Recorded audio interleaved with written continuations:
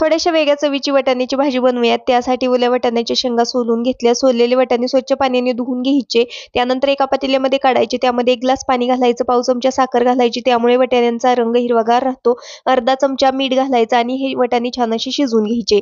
वाटणामध्ये घालायचं जास्तीचं ओलं खोबरं घालायचं. हिरवी मिरची, लसूण, जिरे, कोथिंबीर घालून आवश्यकतेनुसार पाण्याचा वापर करत वाटण बनवून घ्यायचं.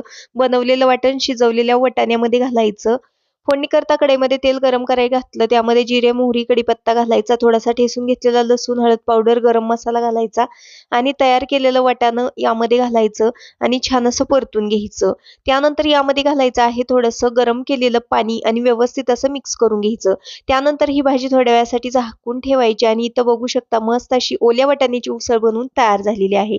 ही उसळ चपातीसोबत, भाकरीसोबत, भातासोबत खाऊ शकता. लिंबू घालायचं वरच्या बाजूने थोडंसं आणि कोथिंबीर घालायची. व्हिडिओ आवडला असेल तर लाईक करा.